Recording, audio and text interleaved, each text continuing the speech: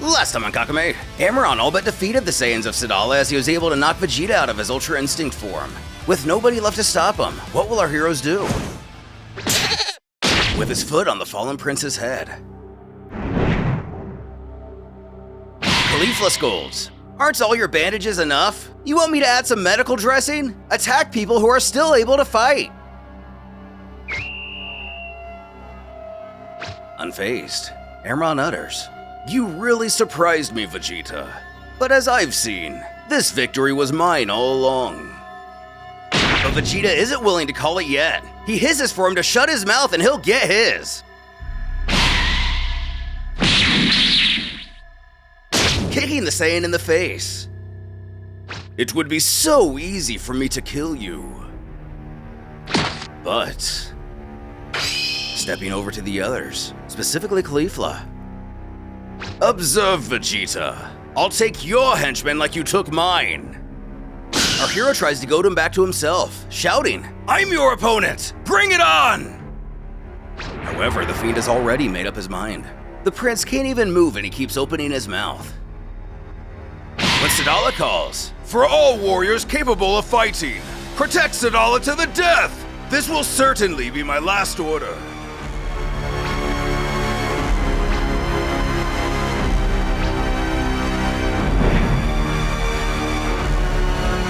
"You will never understand, even at death's door. Saiyans will keep on fighting. That is the pride of our people." Delighted by this, Amaron responds, "What an honor! Will you give it your all? I can't wait! So let the dancing resume!" Not moved by the show of confidence, Vegeta scolds his fellow warriors to run away. Caba's sorry to be the one to remind him, but this is their home, and they're not going anywhere. Pulling the sickle out of his arm, he winces that they're all going to die. They're no match for him. And if that's the case, Caba wants to hurry up and get this over with.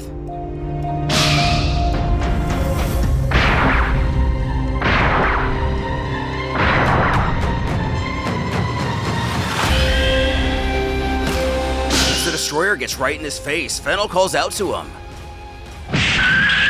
Only for Lariat to jump between the two, taking the hook in his place. Got him, Caulifla!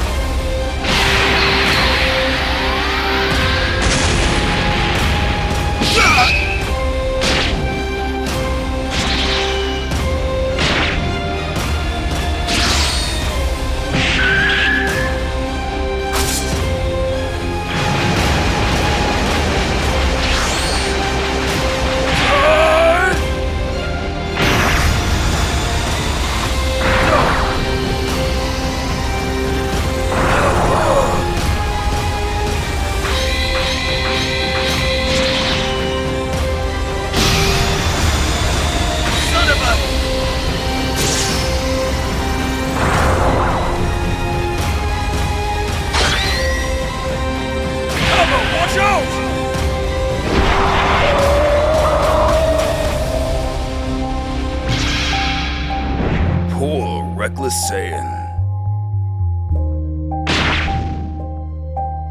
The death of Caba hitting Caulifla the hardest.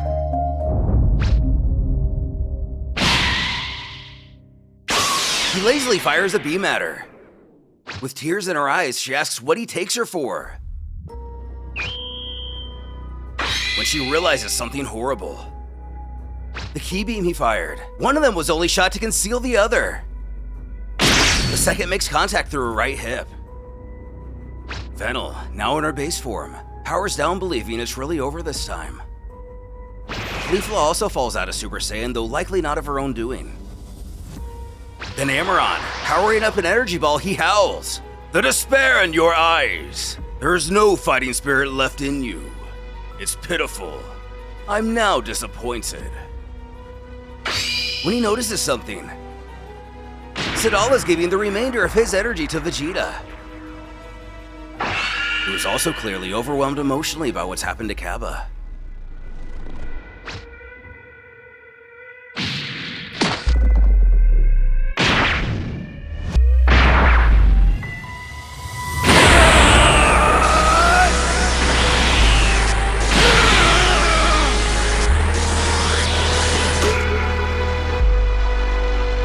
with Goku, or should we say Kakarot, being his guiding force and spirit. Vegeta still can't help but think back to all those he let down in this battle.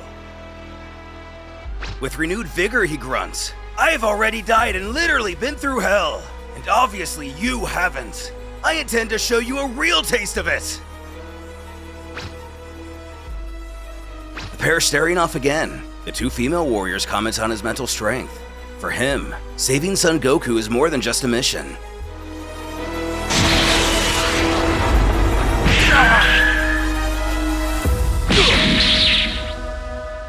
For him, it's about honoring his destiny.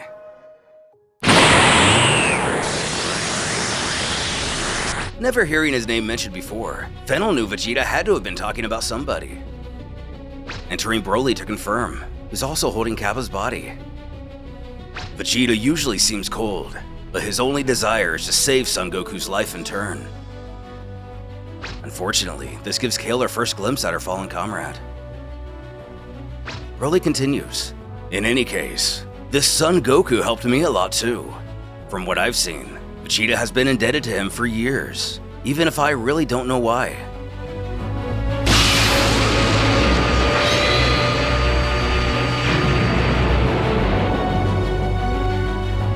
"You mortal bastard!" A little more charred than before, Amaron is on his feet regardless. He states, "You've got a punctured shoulder, multiple fractures, and your ki is almost depleted. It's getting theatrical. How can you still stand up?" Vegeta retorts, "Let me ask you the same."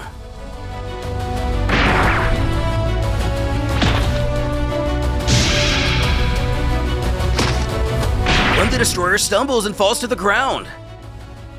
Our hero sneers, "Well, it's about time, you filthy jerk! You've been playing hard to get, but in the end, the result remains the same. We're both at the same point. Using your destructive technique on such a large scale requires large amounts of energy. No technique is perfect."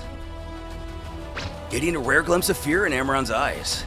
"I must admit, no one but Lord Dremel has ever pushed me to such extremes.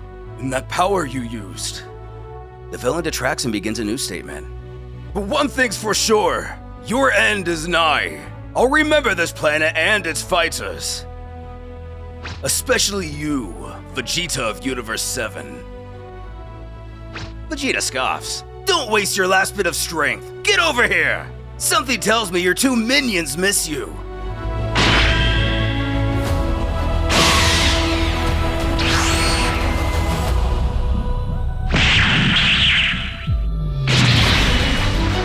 Firing and missing, the prince counters with a savage knee to his abdomen.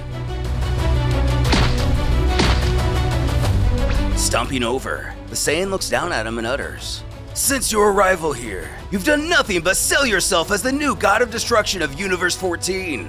Yet you seem to forget that you're nothing more than a spare wheel for the deities. You're not an immortal being." With those scathing words, Amaron clenches his teeth. "Lord Dremel has set his sights on me. Me, Amaron! I was only a lost being who now rubs shoulders with the divine. I was chosen by the highest authorities. I received the blessing of the gods!"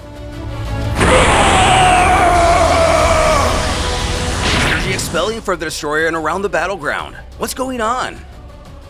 The fiend furthers, "I refuse to lose to the person I used to be." But to lose to what you used to be, Vegeta wants to know what he means.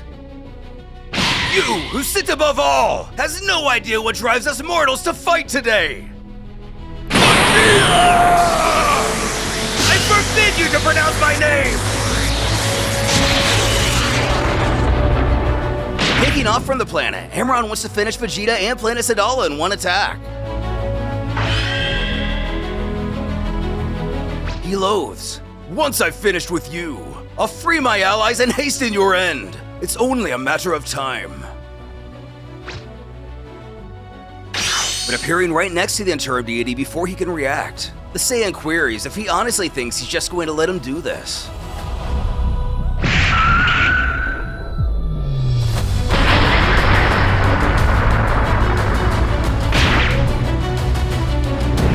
crashing him to the planet's moon. The villain can't believe what's happening. This is impossible. Get the hell out of here! He shouts to him to find his superior scum and send him a message from Vegeta of Universe 7. Whether it's today or tomorrow, we're ready and waiting for you! You've declared war on us, so get it into your heads that you're going to lose! Amaron, I won't forget what you inflicted on the people of Sadala, on Caba. I'll never forget it! Train as much as you'd like. This humiliation will haunt you for the rest of your life. Pray you never cross my path again. You've overestimated your own nature. You are and always will be a mere mortal. Not knowing what to think of these words, the Destroyer believes he doesn't have much of a choice. He's going to leave this miserable planet, but he's telling Vegeta right now the Saiyans will disappear from the multiverse in the near future. He better enjoy his last days of peace. No longer transformed, the prince charges his ki and reaches out an arm. He's drained of all energy. The slightest attack could spell his doom. With that, the prince utters but 2 words. Big Bang. When Amaron summons his staff in hexahedron, the craft boards him to take him away from this place.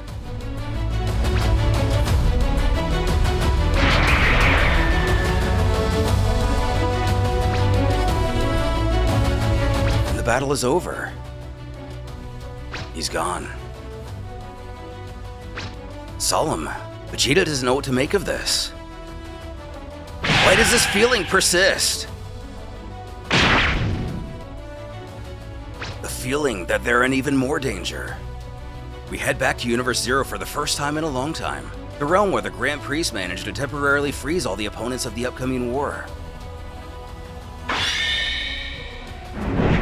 We spot the Mother of Angels and Dramel beginning to awaken.